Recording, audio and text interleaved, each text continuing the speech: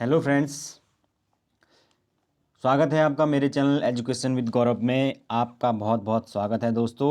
और आज मैं आपके बीच में फिर से एक नई वीडियो लेके आया हूँ। आज की वीडियो के अंदर जो है दोस्तों, हम जैनिज़्म और बुद्धिज़्म डिस्कस करने वाले हैं। जैन धर्म और बुद्ध धर्म, उससे रिलेटेड क्वेश्चंस आते हैं एग्जाम के अंदर। इससे पहले दोस्तों हमने इंडस वैली सिविलाइजेशन और आपका जो वैदिक सभ्यता है उसको डिस्कस कर लिया है। अगर आप लोगों ने वो नहीं देखा है अभी तक वीडियो, तो जाकर देख लीजिए, ठीक है। तो आज की वीडियो जो है बहुत इंपॉर्टेंट होने वाली है दोस्तों, मेरे साथ लास्ट तक बने रहना और पूरी वीडियो को आप बिना कि स्किप किए हुए एक एक चीज़ को समझते हुए चलना, ठीक है। तो चलिए दोस्तों, अब हम जो है हिस्ट्री को लगातार कंप्लीट कर रहे हैं और मुझे पूरी उम्मीद है कि 8 से 10 वीडियो के अंदर जो है मैं पूरी हिस्ट्री को निपटा दूंगा। तो ऐसा कोई दिक्कत नहीं, आप मेरे साथ बने रहिए और लास्ट तक जो है हम चीज़ों को समझते हुए चलेंगे, ठीक है। साथ के साथ अगर आप लोगों ने अभी तक मेरा टेलीग्राम ग्रुप ज्वाइन नहीं किया तो उसको कर लीजिए ज्वाइन। वहाँ पर मैंने करंट अफेयर की पीडीएफ्स डाल दी हैं, तो वहाँ से आप उसको डाउनलोड करके देख लीजिए। और फ्रेंड्स, साथ के साथ अगर आपको नोट्स चाहिए और आपको प्रैक्टिस टेस्ट चाहिए तो आप मुझे इस व्हाट्सअप नंबर पर कांटेक्ट कर सकते हैं, ठीक है। तो चलिए शुरू करते हैं हमारा आज का टेस्ट। जैसे कि मैंने बताया कि आज की वीडियो के अंदर टेस्ट कह रहा हूँ मैं, आज टेस्ट नहीं होगा, आज हम चीज़ें पढ़ेंगे, ठीक है ना। तो हम बात करने वाले हैं आज, सबसे पहले वो है जैन धर्म की और फिर हम बात करेंगे बुद्ध धर्म की, ठीक है। तो जैनिज़्म और बुद्धिज़्म जो है दो इम्पॉर्टेंट है। आप जानते हैं कि जो है वो जो वैदिक काल है उसकी समाप्ति के बाद धीरे धीरे जो है वो इस तरीके के हमारे जो निम्न जाति के लोग थे या जो क्षत्रिय थे, उन्होंने अलग प्रकार के धर्मों का निर्माण किया, तो वही ये धर्म जो है वो बने, ठीक है। अब जो फ्रेंड्स यहाँ पर जैन धर्म थे, उनके जो संस्थापक माने जाते हैं वो कौन है? ऋषभ देव। तो इनका नाम आपको याद रखना है। जैन धर्म जो है उनके संस्थापक हैं ऋषभ देव, और इन्हीं को इनका क्या कहा जाता है? पहला तीर्थंकर भी कहा जाता है, फर्स्ट तीर्थंकर, ठीक है।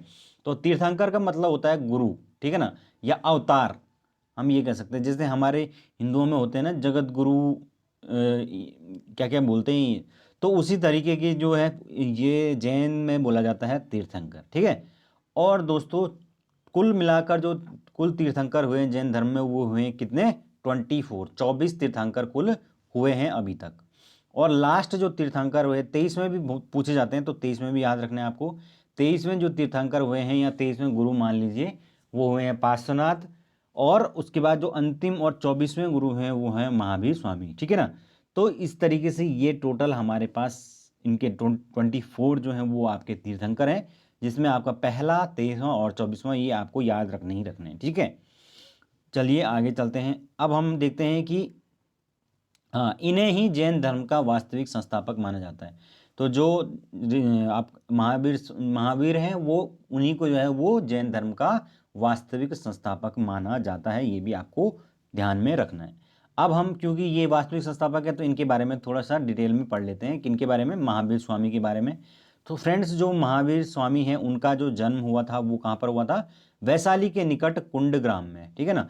तो ये कुंडग्राम जो है वो वैशाली के निकट है, वर्तमान में बिहार के अंदर ये पड़ता है, ओके। और यहाँ पर जो उस टाइम पर जो गणराज्य था, मतलब 16 महाजनपद थे, तो उनमें जो ये किसका था? वज्जी। वज्जी सुना होगा, तो वज्जी जो गणराज्य था, गणतंत्र था, उसका हिस्सा था ये, ठीक है, कुंडग्राम। और वहीं पर इनका जन्म हुआ था। अगर हम इनके पिता की बात करें तो इनके पिता का नाम था सिद्धार्थ और माता का नाम था त्रिशला, ठीक है। उसके अलावा दोस्तों इनके बचपन का नाम था वर्धमान, तो ये भी आपको याद रखना है। फिर इनकी जो माता है त्रिशला, वो वैशाली की लिच्छवी जो गणराज्य था वैशाली का, वहाँ पर उसके जो प्रमुख था उसका नाम था चेटक, उसका नाम था चेटक। तो चेटक जो है उसकी बहन थी आपका ये, इसकी जो माता है जिनका नाम है त्रिशला, ठीक है ना। उसके बाद शादी हो गई भाई, ठीक है। और पत्नी का नाम था यशोदा। फिर एक पुत्री हुई इनकी जिसका नाम था प्रियदर्शनी, ठीक है ना। तो फाइनली जो प्रियदर्शनी है उसका जो विवाह हुआ वो है जमाली से। और बाद में जो है जमाली ही जो है वो आपका महावीर का जो प्रथम शिष्य है वो बना, मतलब अपना पहला उपदेश उन्होंने इसी को दिया, ठीक है। तो इस तरीके से प्रथम जो शिष्य हैं वो बाद में हुए कौन? जमाली, जो उन्हीं के दामाद थे। तो ये है। अब जितने भी ये हमारे संत हुए ये एक टाइम बाद जो है वो संन्यास जरूर लेते हैं, ठीक है। तो ग्रह त्याग कब होगा? 30 वर्ष की उम्र में जो है वो फाइनली ग्रह त्याग कर दिया, सत्य की खोज में निकल पड़े। और 12 वर्षों का गहन तप किया। 12 वर्षों का जो गहन तप है उसके बाद जो है फाइनली सत्य की प्राप्ति, ज्ञान की प्राप्ति जिसको कहते हैं, वो कहाँ पर हुई? जंबीक ग्राम ऋजुपालिका जो नदी है उसके किनारे पर यहाँ पर ज्ञान की प्राप्ति हुई। और उस ज्ञान की प्राप्ति को ही उन्होंने क्या कहा? कैवल्य। ठीक है ना। तो यहाँ पर जो ज्ञान की प्राप्ति है जैन धर्म के अंदर उसको कहा जाता है कैवल्य। ठीक है।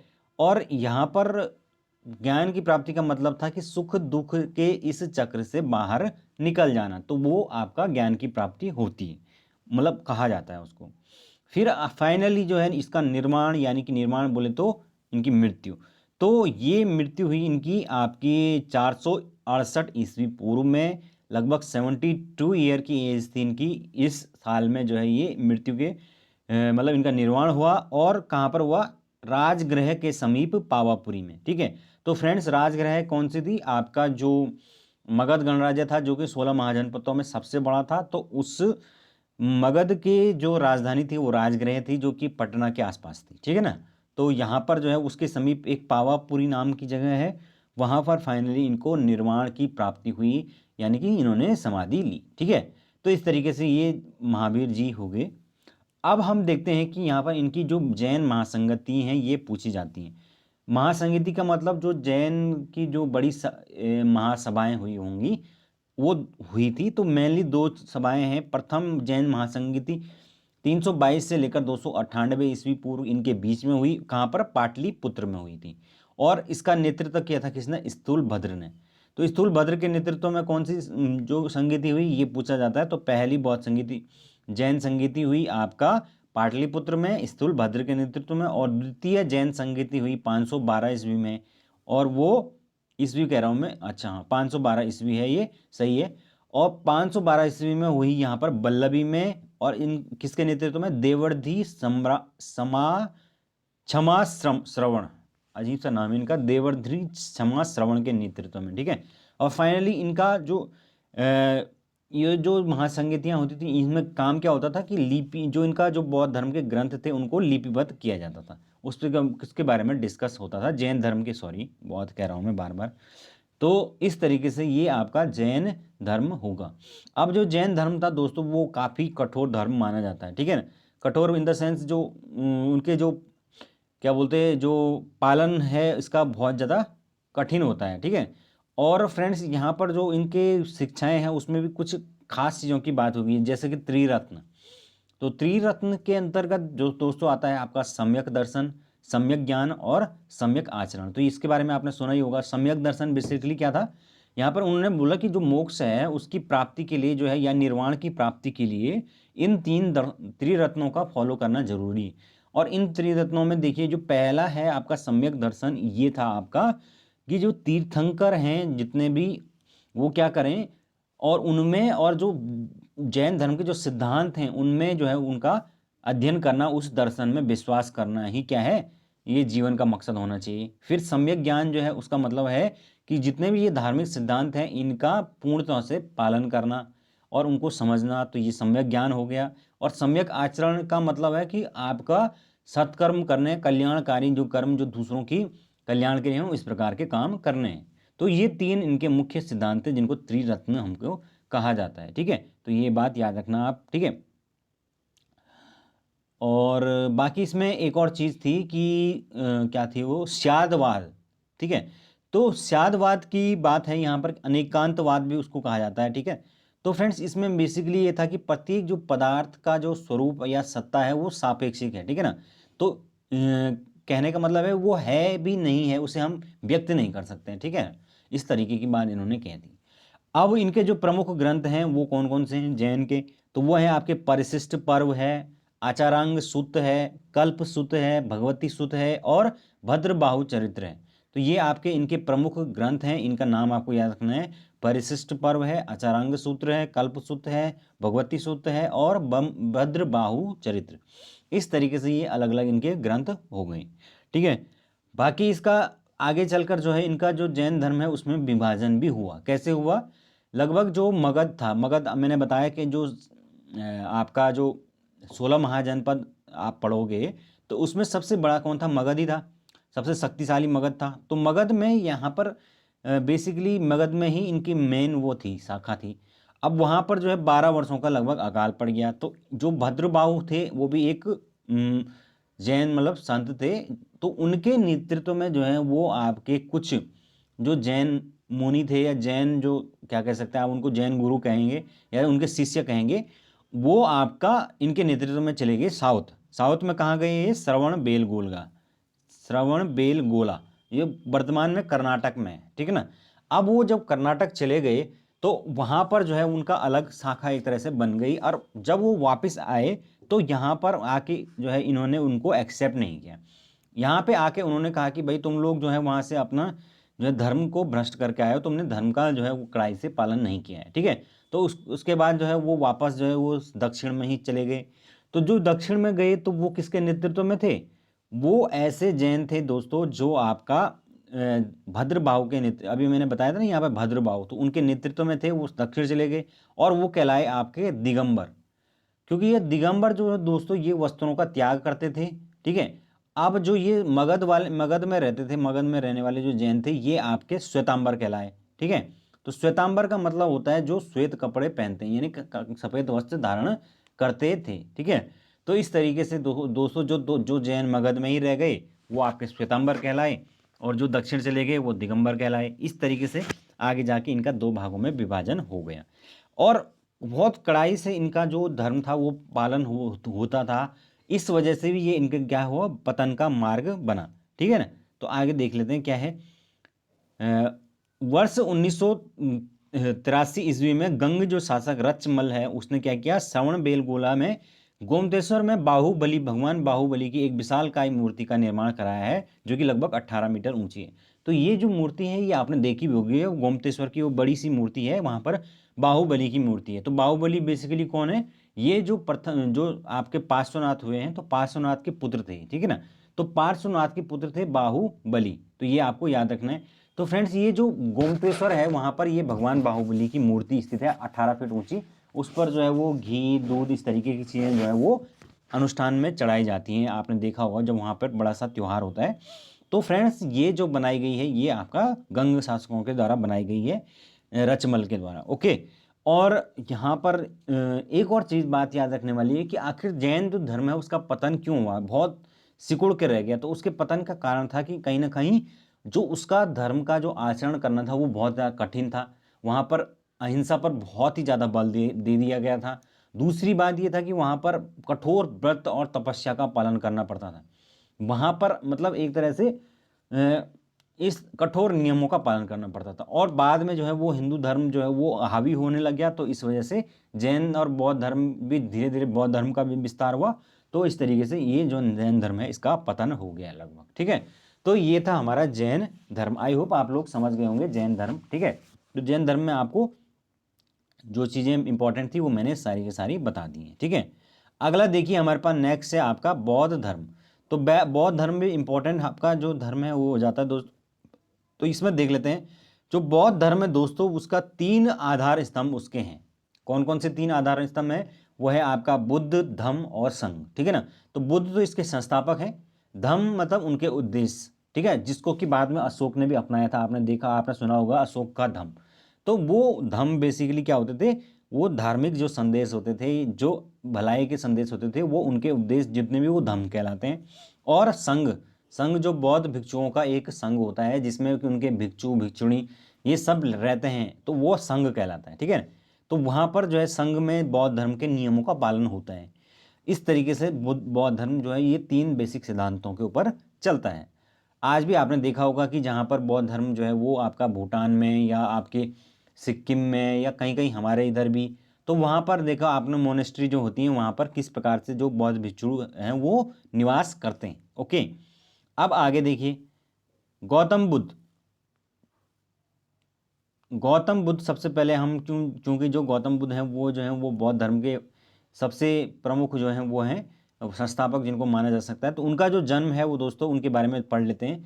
563 ईस्वी पूर्व जो है वो कपिलवस्तु के निकट लुम्बिनी नामक जो स्थान है वहाँ पर हुआ था।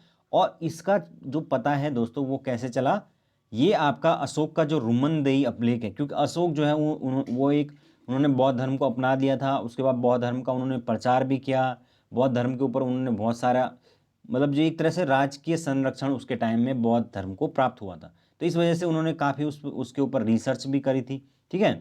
तो इसीलिए जो है उनके अभिलेखों में इनका जिक्र है कि भाई जो महावीर, जो आपके गौतम बुद्ध हैं, उनका जन्म कहाँ पर हुआ, किस प्रकार से हुआ, इन सब चीज़ों के बारे में उनके वहाँ पर दिया गया है, ठीक है। अब इसी वजह से जो है हमें पूरी जानकारी प्राप्त है कि कपिलवस्तु है वहाँ पर उसके निकट जो है एक लुम्बिनी नामक जगह है कोई, और वहाँ पर अशोक का जन्म, इनका गौतम बुद्ध का जन्म हुआ किसमें, शाक्य क्षत्रिय कुल में, ठीक है ना। अब यहाँ पर दोस्तों ये वर्तमान के अंदर हम बात करें तो ये स्थान आपका नेपाल के अंदर पड़ता है, ये भी आपको याद रखना है। इनके पिता का नाम था सुद्धोधन, माता का नाम था महामाया, और बचपन का इनका नाम था सिद्धार्थ, ठीक है। तो ये कुछ बातें हैं इनके बारे में। और इनका जो विवाह है दोस्तों वो हुआ 16 वर्ष की आयु में, मात्र 16 वर्ष की आयु में यशोधरा से, ठीक है। तो यशोधरा भी उस टाइम उससे भी छोटी ही रही होगी, और ये भी अपने ये भी कहीं क्या है, एक राजकुमारी थी, ठीक है ना। यशोधरा भी एक राजकुमारी थी। फिर 28 वर्ष की उम्र में इनका पुत्र हुआ जिसका नाम था राहुल, ठीक है ना। बाद में आपने देखा होगा कि इसका इनको भी इन्होंने धर्म प्रचार में लगा दिया था, ठीक है फ्रेंड्स। उसके बाद महाभिनिष्क्रमण, महाभिनिष्क्रमण क्या होता है, महाभिनिष्क्रमण का मतलब होता है 29 साल की आयु में जब इन्होंने गृह त्याग किया, तो उस घटना को कहा जाता है महाभिनिष्क्रमण, गृह त्याग यानी घर छोड़ा। फिर उसके बाद आपका ज्ञान प्राप्ति, अब जब घर छोड़ा तो उसके बाद तपस्या की होगी, और 35 वर्ष की आयु में इनको बिहार गया में जो है अरुबेला में पीपल पेड़ के वट में, यानी पीपल का पेड़ जो है उसके नीचे इनको शिक्षा या क्या बोलते हैं ज्ञान की प्राप्ति हुई, और उसके बाद से ये कहलाए बुद्ध। यानी उससे पहले तो इनका नाम सिद्धार्थ था, तो यहीं से वो बुद्ध कहलाए, और फिर लोगों ने उनको भगवान का दर्जा दिए तो भगवान बुद्ध हो गए वो, ठीक है ना। फिर उसके बाद इन्होंने अपना पहला जो उपदेश दिया वो कहाँ पर दिया, सारनाथ वाराणसी में, ठीक है। और जब इन्होंने अपना पहला उपदेश दिया तो वहाँ पर इनके कुछ शिष्य मौजूद थे, और वहाँ पर इस घटना को कहा जाता है क्या, धर्म चक्र परिवर्तन। तो ये कुछ प्रमुख घटनाएं होती हैं, इनका नाम याद रखना आपको, धर्म चक्र परिवर्तन, यानी जब इन्होंने पहला उपदेश दिया अपना सारनाथ में, ठीक है ना। तो सारनाथ वही है भाई जहाँ पर अशोक का जो सारनाथ का स्तंभ है आपने देखा है, वहाँ से हमने क्या लिया है, वो अशोक का जो चिन्ह है, जो हमारा राष्ट्रीय चिन्ह है, उसको लिया है, ठीक है ना। अगला देखिए, अब इनकी मृत्यु कब हुई, इनकी जो मृत्यु हुई वो है आपका 463 ईस्वी पूर्व कुशीनगर में, ठीक है। तो ये भी एक इंपॉर्टेंट चीज़ है कि इनकी मृत्यु कब हुई, 463 ईस्वी पूर्व, लगभग 80 वर्ष की आयु में इनकी मृत्यु हुई कुशीनगर में, ओके। और ये कुशीनगर जो है, अगर हम 16 महाजनपदों की बात करें तो जो मल्ल गणराज्य था उस टाइम पर, वहाँ की राजधानी थी कुशीनगर, ठीक है ना। तो फ्रेंड्स ये आपको याद रखना। और जब ये इनकी मृत्यु हुई या इनका निर्वाण हुआ तो उसको कहा जाता है महापरिनिर्वाण, ठीक है। तो ये जो इनकी कुछ घटनाएं हैं ये इंपॉर्टेंट हो जाती हैं। इनका जो अंतिम उपदेश है वहाँ पर जो सुनने वाला था वो कौन था, आनंद। तो ये भी याद रखना, इनका जो अंतिम उपदेश था वो सुना था इनके शिष्य किसने, आनंद ने, ठीक है ना। तो इस तरीके से दोस्तों ये हो गया। अब इनकी जो मृत्यु हुई उसके बाद जो है, क्योंकि ये काफ़ी फेमस हो चुके थे, तो इनकी मृत्यु के बाद इनके जो शरीर थे उनके अवशेषों को 8 भागों में डिवाइड कर लिया गया, और 8 अलग अलग जगहों पर इनके स्तूप बना दिए गए, मतलब उनके ऊपर स्तूप बना दिए गए। तो वही आपके जो बौद्ध के जो स्तूप होते हैं वो आपने सुने होंगे, बड़े बड़े स्तूप, ठीक है ना। तो जैसे जिसमें सांची का स्तूप भी आपने सुना होगा। तो ये फ्रेंड्स ये जो स्तूप हैं इनके नीचे जो है वो भगवान जो बुद्ध हैं उनकी अवशेषों को रखा गया है, ठीक है ना। फिर आगे जो है अब हम बात करेंगे कि बुद्ध धर्म के जो 4 सिद्धांत हैं वो क्या क्या हैं। ये चीज़ तो आपने याद रखनी है कि ग्रह जो घर त्यागने की घटना थी वो महाभिनिष्क्रमण थी। ज्ञान प्राप्ति आपका जो है वो धर्मचक्र प्रवर्तन हो गया, और मतलब धर्म ज्ञान प्राप्ति तो आपका संबोधि हो गया, और जो पहला उपदेश था वो धर्मचक्र प्रवर्तन हो गया, और जो देहांत हुआ वो हुआ महापरिनिर्वाण। तो ये कुछ बातें हो गई। अब हमें बात करनी है कि इनके जीवन के कह रहा हूँ मैं, जो बौद्ध धर्म है उसमें 4 आर्य सत्यों की बात की गई है, तो उसके बारे में हम बात कर लेते हैं कि कौन से 4 आर्य सत्य की बात की गई। तो पहला है, उन्होंने कहा कि जीवन में जो है वो दुख ही दुख है ना। यानी कि जो दुख है वो कभी खत्म हो जाएगा, तो ये केवल मनुष्य की एक कल्पना है। क्षणिक जो सुख होंगे वो कुछ टाइम तक क्षणिक सुख मिलेगा, उसके बाद फिर से दुख आ जाएगा, ये इनका कहना था, ठीक है। फिर है आपका दुख का कारण जो है वो तृष्णा है, तृष्णा मतलब इच्छाएं हैं। और उसके बाद जब उन्होंने कहा कि तीसरा, तृष्णा से अगर मुक्ति पानी तो उस तभी जो है वो दुखों का अंत हो सकता है। और फिर उन्होंने कहा कि दुखों का जो अंत है वो कब होगा, जब हम अष्टांगिक मार्ग पर चलेंगे, ठीक है। तो अष्टांगिक मार्ग बेसिकली क्या थे, वो थे आपके सम्यक दृष्टि, सम्यक संकल्प, सम्यक वाणी, सम्यक कर्म, सम्यक आजीव, सम्यक व्यायाम, सम्यक स्मृति और सम्यक समाधि। इस तरीके से ये टोटल हमारे आपके जो अष्टांगिक मार्ग हैं उनके बारे में बताया गया। ठीक है दोस्तों, उसके बाद जो है बात करते हैं हम, जो ये अष्टांगिक मार्ग है इस पर इन्होंने चलने की बात की थी। ठीक है, अब हम बात करेंगे कि बौद्ध धर्म के जो प्रमुख ग्रंथ हैं इनके बारे में पूछा जाता है। तो पाली भाषा के अंदर ये ग्रंथ लिखे गए थे और इनको कहा जाता है, इनमें जो सबसे खास है वो कौन है, त्रिपिटक। त्रिपिटक में आपका 3 जो ग्रंथ हैं वो उनका सम्मिलित रूप है। कौन कौन से, विनय पटक, सुत्त पिटक और अभिधम्म पटक। ठीक है, अभिधम्म पटक। ठीक है, पटक नहीं पिटक, सॉरी। ठीक है, तो ये 3 जो है ये ग्रंथ आपके मेनली इनके बारे में इसमें बात हुई है, तो ये बात आपको याद रखना है। उसके अलावा दोस्तों जो फेमस महाकाव्य है वो हैं दीपवंश, महावंश। तो ये भी पूछा जाता है, दीपवंश महावंश जो है वो किसके हैं, ये भी आपके बौद्ध ग्रंथों के अंतर्गत आते हैं। ठीक है, अब आगे हम बात करेंगे कि 4 बौद्ध संगीतियाँ, ये भी पूछी जाती हैं। जो बौद्ध संगीति है बेसिकली क्या, वो बौद्ध की जो है वो सबसे बड़ी जो है वो क्या कह सकते हैं, एक तरह से धर्म सभा कह सकते हैं उसको। तो ये जो संगीतियाँ हैं ये अलग अलग टाइम पर हुई थी। ठीक है, अलग अलग शासकों के टाइम पर हुई थी। जो पहली संगीति हुई यानी पहला सम्मेलन हुआ वो 483 ईस्वी में हुआ। राजगृह मैंने बताया था ना, मगध की राजधानी थी। और वहाँ पर किसके टाइम पे हुई, अजातशत्रु के टाइम पे हुई। हर्यक वंश का शासक है अजातशत्रु। और किसके नेतृत्व में हुई, महाकश्यप के नेतृत्व में हुई। ठीक है, नेक्स्ट जो द्वितीय हुई वो है उसके 100 साल बाद, लगभग 383 ईस्वी पूर्व में। तो 383 बीसी में 100 साल बाद जो है वो वैशाली में हुई। वैशाली में जो उस टाइम पर जो है वंश था वो है शिशुनाग वंश, जिसका राजा था कौन, कालाशोक। तो कालाशोक के नेतृत्व तो उस टाइम पर गद्दी पर था। और जो संगीत के अध्यक्ष थे वो कौन थे, साबक मीर। ठीक है, अगला जो तीसरी हुई वो उसके लगभग 100 साल से थोड़ा कम, आपका 250 ईस्वी पूर्व में हुई थी। हाँ 100 साल से थोड़ा ज़्यादा ही हुआ ये, पाटलिपुत्र के अंदर यहाँ पर हुई। और अशोक जो है वो यहाँ पर राजा थे, मौर्यवंशीय राजा अशोक खुद वहाँ पर गद्दी पर थे। और मोगली पुत्र तिस ये आपके संगीत अध्यक्ष थे। तो ये सबसे इंपॉर्टेंट बहुत संगीति है, क्योंकि यहाँ पर जो राजा थे वो अशोक थे। अशोक के टाइम पे पूछा जाता है कि अशोक के टाइम पे कौन सी वाली बहुत संगीति हुई, तो वो तीसरी हुई 250 ईस्वी पूर्व में, कहाँ पर, पाटलिपुत्र में। ठीक है ना। और फाइनली जो चौथी हुई वो है आपका 72 ईस्वी पूर्व में कुंडलवन में, जो कि आपका कश्मीर के अंदर है। और कनिष्क के टाइम पर हुई थी। कनिष्क आप जानते हैं कि कनिष्क जो है वो कुषाण जो है वो सम्राट था। और वसुमित्र जो है यहाँ पर अध्यक्षता उन्होंने की थी। ठीक है, जिनको उपाध्यक्ष थे अश्वघोष और संगीति के अध्यक्ष थे वसुमित्र। ठीक है ना। इस तरीके से दोस्तों आपका ये बौद्ध धर्म हो जाता है। ठीक है, आगे चलकर जो है दोस्तों बौद्ध धर्म भी फाइनली 2 भागों में डिवाइड हुआ, ये बात आपको पता होना चाहिए। ठीक है ना। तो एक्चुअली में हुआ क्या कि बौद्ध धर्म में भी धीरे धीरे क्या हुआ, बौद्ध धर्म उसमें विश्वास करता था, क्या बोलते हैं उसको, जिसका कोई आकार नहीं होता, निराकार। ठीक है ना, निराकार ब्रह्म में विश्वास करते थे वो। लेकिन बाद में क्या हुआ कि वो जो बुद्ध धर्म के कुछ मानने वाले अनुयायी थे उन्होंने क्या किया, बुद्ध की मूर्ति बनाकर उनकी पूजा करनी शुरू कर दी। ठीक है ना। अब जब बुद्ध की मूर्ति बनाकर पूजा शुरू कर दी, तो जो परंपरावादी थे उन्होंने इसका विरोध किया। तो इस वजह से जो है बुद्ध धर्म में भी जो है वो आपका दरार पड़ गया और उसका 2 भागों में विभाजन हो गया। पहला हुआ कौन सा, महायान, और उसके बाद दूसरा हुआ हीनयान। ठीक है ना। तो हीनयान और महायान ये 2 भागों में आपका डिवाइड हुआ। यहाँ पर जो महायान थे वो मानने वाले बुद्ध की मूर्ति पूजा में विश्वास रखते थे। ठीक है, तो महा जो है इससे आपको याद रखना है, मौ से महा, मौ से मूर्ति और मौ से महा। तो मूर्ति पूजा वाले कहलाए महायान और जो निराकार वाले थे वो कहलाए आपके हीनयान। ठीक है, तो इस तरीके से हीनयान और जो महायान 2 भागों में डिवाइड हो गया। ठीक है, इतनी सी बात आपको बुद्ध धर्म के बारे में याद रखनी है। और फ्रेंड्स एक और चीज़ आपको याद रखनी है कि जो भगवान बुद्ध हैं उनको कहा गया है लाइट ऑफ एशिया, एशिया का किरण पुंज उनको कहा गया है। किसके द्वारा, सर एडविन ऑर्नाल्ड के द्वारा। ठीक है ना।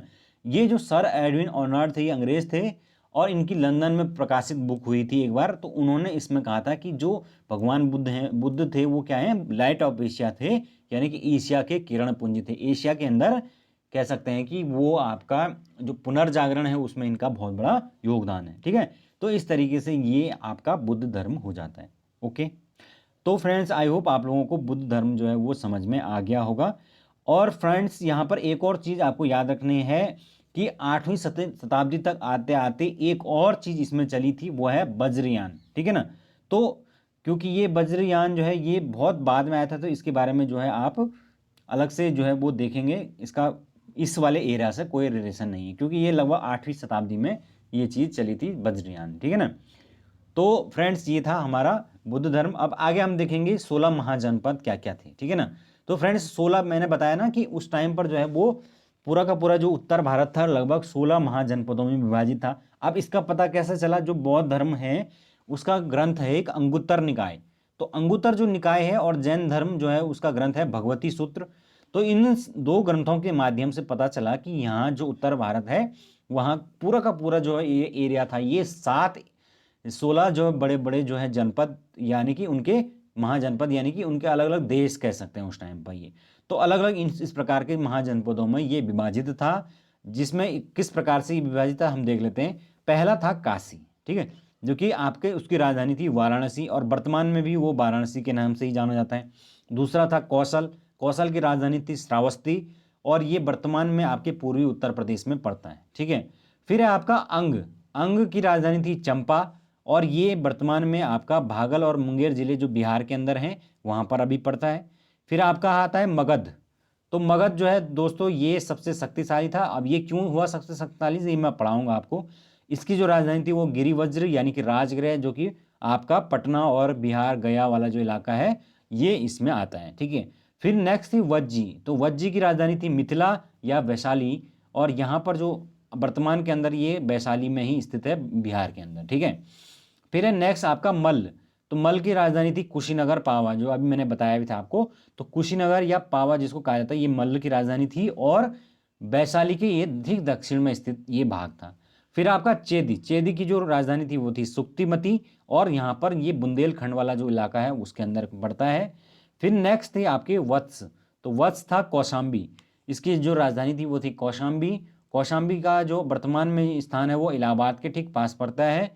फिर नेक्स्ट था आपका कुरु, तो कुरु की राजधानी थी आपका इंद्रप्रस्थ, और इंद्रप्रस्थ जो है आप जानते हैं कि दिल्ली और मेरठ वाला जो इलाका है वो पुराना नाम उसका क्या है, इंद्रप्रस्थ। फिर नेक्स्ट है पांचाल, पांचाल की राजधानी थी काम्पिल्य या अहिछत्र, और ये वर्तमान में रोहिलखंड वाला इलाका है। फिर आपका है मत्स्य, मत्स्य की राजधानी थी विराटनगर, जो कि वर्तमान में जयपुर भरतपुर राजस्थान अलवर वाला जो इलाका है वो पूरा इलाका है।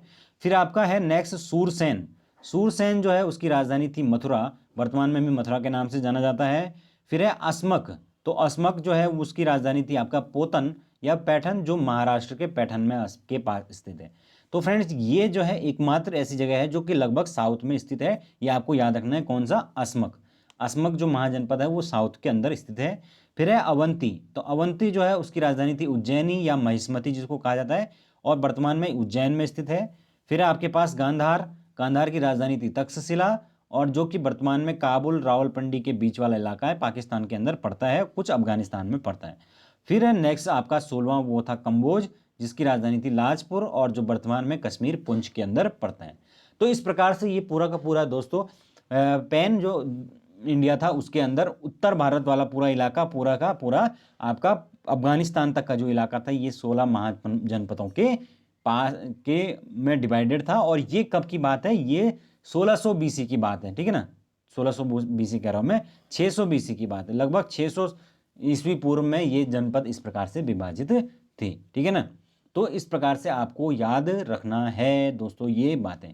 अब इसमें जो है वो सबसे शक्तिशाली महाजनपद जो है वो मगध हुआ, जिसमें अशोक का साम्राज्य आया, वो मैं आपको बताऊंगा नेक्स्ट वीडियो के अंदर, ठीक है। और थोड़ा बहुत हम हर्यक वंश और शिशुनाग वंश वगैरह भी देखेंगे, और इस तरीके से हमारा एंशिएंट इंडिया खत्म हो जाएगा, और फिर हम सीधा सीधा आपका जो अटैक हुआ विदेशियों का आक्रमण वो देखेंगे, ठीक है ना। तो फ्रेंड्स आई होप आप लोगों को वीडियो अच्छी लगी होगी, और अच्छी लगी तो कमेंट कीजिए, लाइक कीजिए। Thank you so much, have a good day.